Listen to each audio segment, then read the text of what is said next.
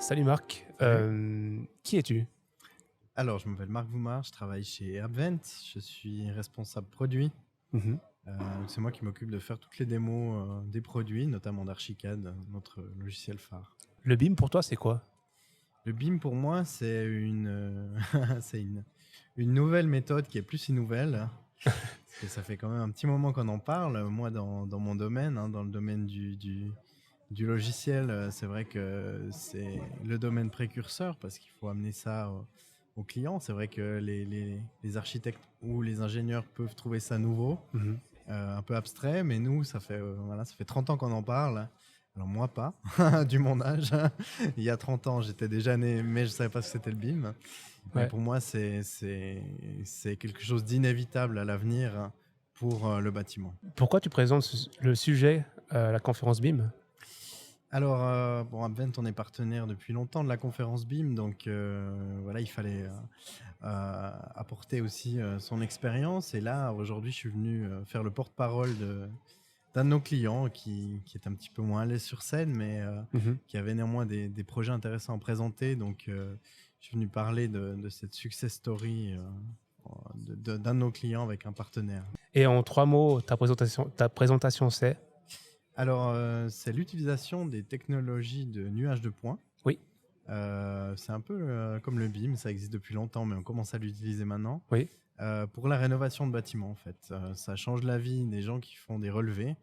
Donc, on est vraiment passé d'une technologie archaïque à la main à prendre des mesures sur le terrain Ouais. avec des outils qui permettent de modéliser des maquettes BIM sur la base des nuages de points. OK. Et un nuage de points, c'est? Un nuage de points, bah, c'est un ensemble de plein de points qui sont pris par un scanner laser OK. et qui vont permettre de promener dans le bâtiment comme si on y était en fait, Ouais. et de mesurer des éléments. OK. C'est un Du coup, usage. c'est une sorte de photo, 3D, c'est tout ça? Voilà, ça ressemble presque à une photo en fait, Mmh. c'est assez impressionnant tellement la qualité est bonne. Il faut s'imaginer des milliers de points dans l'espace qui sont définis en X, Y, Z. C'est un peu mathématique, mais Ouais. voilà, et on peut représenter des éléments dans l'espace avec ces points. Et du coup, alors je pose une question un peu bête, mais tu le places comment ton nuage de points? Parce que tu sais forcément géoréférencé. Alors oui, ça C'est c'est un grand sujet, le ouais, géoréférencement dans le BIM.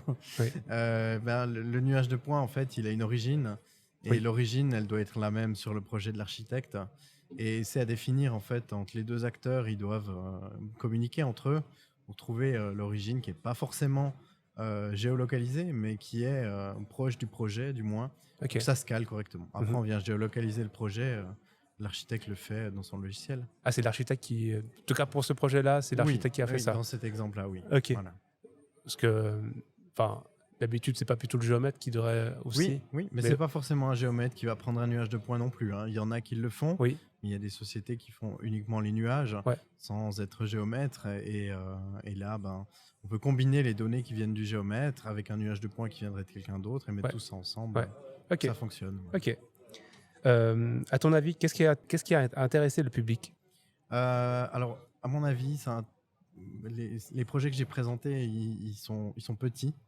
Et en Suisse romande, il y a beaucoup de gens qui font des petits projets. Quand on voit évidemment des entreprises comme Implenia qui viennent nous présenter des projets de tunnels, c'est hyper intéressant, Mmh. mais ça parle pas à tout le monde. Tandis Ouais. que là, bah voilà, des projets de relevé de bâtiments des années 80, Oui. une salle de spectacle tout simplement, Mmh. eh bien, ça ramène à la réalité. Et puis ça parle peut-être à d'autres personnes. Voilà. Ouais, ouais, OK. Tu as d'autres présentations qui t'intéressent? Alors oui, évidemment, comme je suis dans le domaine, là, la plupart des présentations m'intéressent. Ouais. Je vais notamment aller voir la présentation sur l'UFC 4.3, qui est vraiment intéressante puisque c'est l'avenir de ce format ouvert Mmh. auquel je crois. Ouais. Des choses, sympas dans les exposants? Oui, alors moi j'adore tout ce qui est scan 3D, donc là il y en a plein aujourd'hui. Ouais, justement, je Voilà, donc pour moi c'est un régal de discuter avec eux, et comme nos clients utilisent aussi leurs solutions, oui, c'est hyper intéressant OK. de discuter pour optimiser les processus, quoi. Tu as un thème à proposer ou que tu aimerais voir l'année prochaine, pour l'édition de l'année prochaine? Alors honnêtement, c'est difficile parce que des fois, on a l'impression un peu de revoir les mêmes thèmes. Ouais. Je pense que le thème de cette année était intéressant, mais même si c'est un peu vite, Mhm. pour parler de BIM sur le chantier, il faudrait déjà que le BIM soit bien fait avant pour arriver sur le chantier. Ok. Mais c'est important de présenter des thèmes sur l'avenir, je pense, à mon Ouais. avis. Ok. Bah, je te remercie beaucoup. Mais de rien. Merci.